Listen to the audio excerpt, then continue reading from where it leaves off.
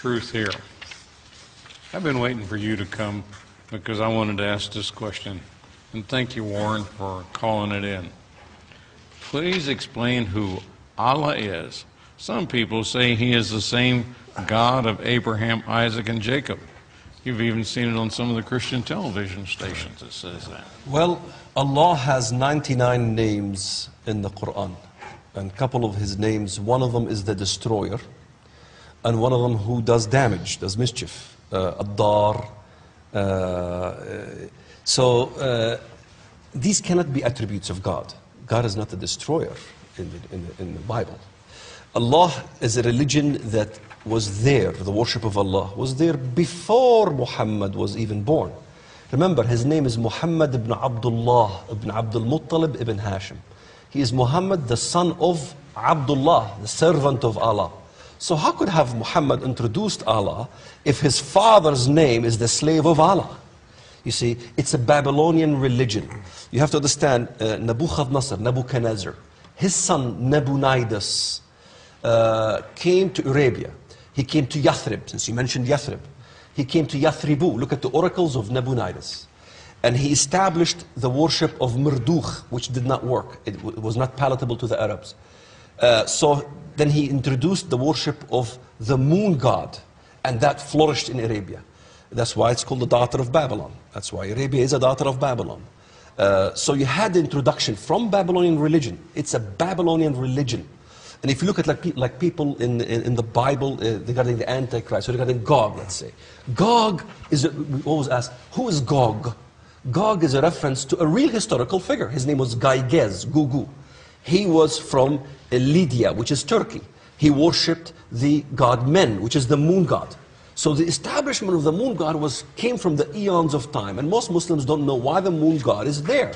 And the crescent moon on all the flags, the minarets, and so forth. It's all over, the symbol of the crescent moon. Yes.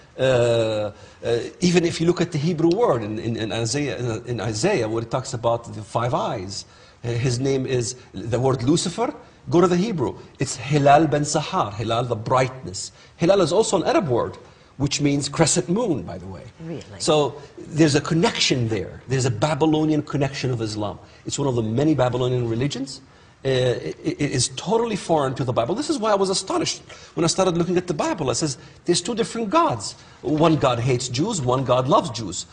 One God says, hey, we should not unite the world under one language. Babylon, from that moment on, God changed the language. Islam wants to unite the world under one language, under one religion, one culture, one entity. This is not from the Bible. So let me step in here. Sorry. That's okay. Look, I don't know of a translation of the Bible into Arabic that does not have Allah as God. Okay? Now, how's that going to work? The Quran says Allah is not a father, and he does not have a son. So how are you going to have John 3:16 in this Arabic Bible?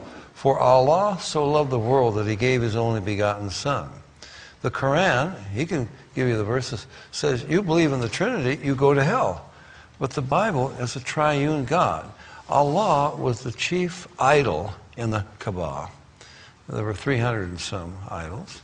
And Muhammad smashed them, but he kept the name of Allah. It's the same God that they had before. Nothing changed. The Hajj, the sacred pilgrimage, it didn't change, did it? They practiced it, the pagan Arabs, for centuries before Muhammad was born. Well, I mean, there's so many details, we don't have time. The Treaty of Hudaybiyah, most important treaty, when Muhammad comes, this is incredible.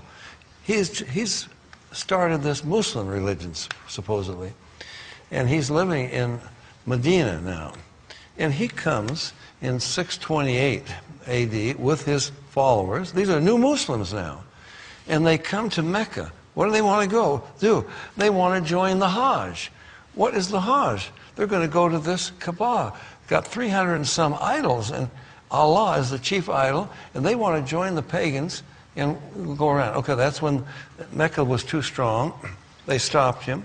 And he entered into this treaty of Hudaybiyah, the most important treaty, I guess, in Islamic history because it set the law of war and peace. It established a hudna. And these guys are not talking about peace, they're talking about a hudna, a temporary ceasefire so we can gather our strength to destroy you, okay? So, but as part of that deal, Muhammad got to come then the next year, 629. Here he comes. These are Muslims. This is Muhammad, the prophet of Islam. And they join the pagans. They go 7 times. Did you ever go on that pilgrimage? No. My father did. Yeah. Go 7 times around the Kaaba, kiss the dark stone, touch the stone in the Imani corner, run between Marwa and Safa, you know, go to Wadi Mina. Every year they get trampled to death over there and throw 7 rocks each at each of 7 effigies of Satan, supposedly. All of the pagan ceremonies that were established before Muhammad was born, the Muslims do them today. Only thing they changed was, instead of Allah being the chief God in the Kaaba, Allah is the only God, and if you don't admit that, we kill you, okay? The Ramadan is the same thing. It's the same pagan ceremony. The Quran says, you could probably tell us the verse, that the Quran was first inspired in the month of Ramadan, right? Which says Ramadan already existed.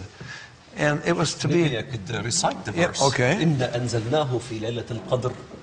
We have descended the Quran to thee in the night of vision. وَمَا أَدْرَاكَ مَا لَيْلَةُ الْقَدْرِ. What do you know what the night of vision is? لَيْلَةُ الْقَدْرِ خَيْرٌ مِّنْ أَلْفِ شَهْرٍ. It is the night of vision that this Quran supposedly came down. That's when the crescent moon shows up. It's better than 1,000 months. تَنَزَّلُ الْمَلَائِكَةُ فِيهَا وَالرُّوحُ بِإِذْنِ رَبِّهِمْ. It's the day when the angelic host is cast out of heaven by the order of their Lord. Who is their Lord? And when are the angelic hosts cast out of heaven? This is in the Bible, the demonic force. And here's a parallel. The demonic force in the Bible is the good host in the Quran. The Antichrist of the Bible is the Mahdi of Islam. 2 John 2:22. Who is the liar? He who denies that Jesus is the Christ, that God came in the flesh. He is Antichrist that denies the Father and the Son. Major. So what is Allah? Allah is the religion of Antichrist. It is a form of Antichrist. It is a system of Antichrist. And maybe, I know Dave Hunt will agree with me with that one. Talking about Sharia law, you know, everything Dave Hunt would say about what's happening in the world proves my point. Who's changing the laws? Who's asking to change all the laws throughout the Middle East? Who's establishing Sharia law? And what does that law says? Women have no right. Does not honor the desire of women. And honors a God of forces, a God of fortresses.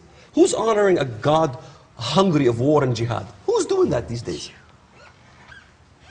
Is that not a religion of Antichrist? Oh, my, yes it is. You're making some good points, brother. You sure are good. But we still disagree. That's right. It's because you're from the old school, you got to come to the new school. Okay.